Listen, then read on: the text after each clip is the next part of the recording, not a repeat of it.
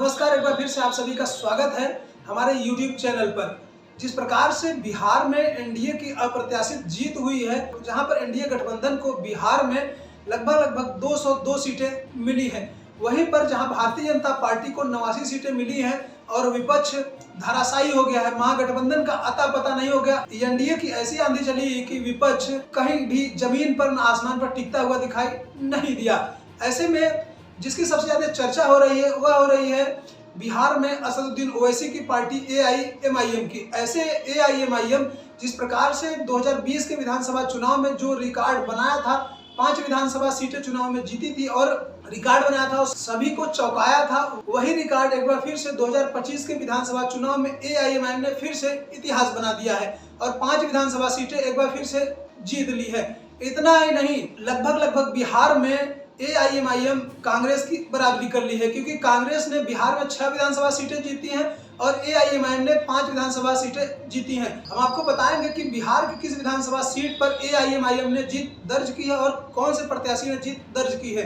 इतना ही नहीं, जेडीयू और बीजेपी, इसके साथ साथ आरजेडी का क्या हाल रहा इन सभी सीटों पर। ऐसे क्या अब आरजेडी पछता रही होगी कि जिस प्रकार से असदुद्दीन ओवैसी की पार्टी एआईएमआईएम ने आरजेडी के साथ गठबंधन को लेकर के खुला पत्र लिखा था। इतना ही नहीं, बल्कि उनके आवाज के सामने डुगडुगी भी बचाई थी कि हमें महागठबंधन में शामिल कर लीजिए। और एआईएमआईएम बिहार में मात्र 6 सीटें ही मांग रही थी और एआईएमआईएम ने 5 सीटें जीती है, कई सीटों पर दूसरे और तीसरे चौथे नंबर पर रही है।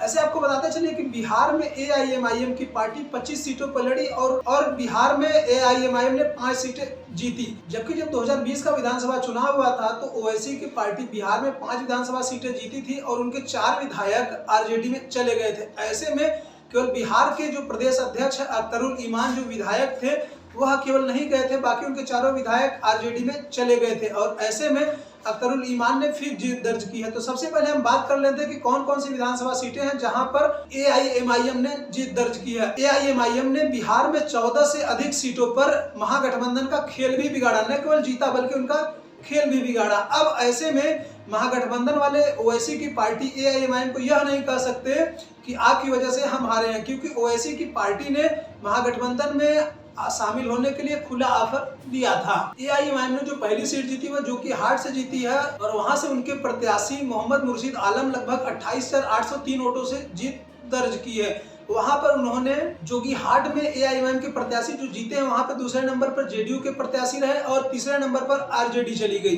वहीं अगर हम दूसरे सीट की बात करते हैं, दूसरी सीट है बहादुरगंज, जहां से मोहम्मद तौसीफ आलम जीते हैं और तौसीफ आलम ने 28,726 वोटों से जीत दर्ज की और दूसरे नंबर पर वहां पे कांग्रेस के प्रत्याशी और तीसरे नंबर पर लोक जनशक्ति पार्टी रामविलास रही। एआईएमआईएम ने जो तीसरी सीट जीती वह कोचरमंद से, जहां से मोहम्मद सरवर आलम जीते हैं और 23,021 वोट से जीते हैं और दूसरे नंबर पर वहां पर आरजेडी रही। चौथी सीट से बिहार के प्रदेश अध्यक्ष अख्तरुल ईमान लड़ रहे थे आमोर से और सबसे ज्यादा मतों से इन्होंने जीत दर्ज की है। आमोर से अख्तरुल ईमान जीते हैं, लगभग 38,928 वोट से जीत दर्ज की है उन्होंने। वहां पर जेडीयू के प्रत्याशी सबा जफर दूसरे पर है, जबकि कांग्रेस तीसरे नंबर पर खिसक गई। इससे पहले भी 2020 के विधानसभा चुनाव में अख्तरुल ईमान ने जीत दर्ज की थी। मतलब यह कि अख्तरुल ईमान दूसरी बार विधायक चुने गए हैं। वहीं पर बैसी से गुलाम सरवर ने एआईएमआईएम प्रत्याशी के रूप में जीत दर्ज की है और उन्हें 27,251 वोटों से जीत दर्ज की और उन्होंने भारतीय जनता पार्टी के प्रत्याशी विनोद कुमार को हराया है, जहां पर आरजेडी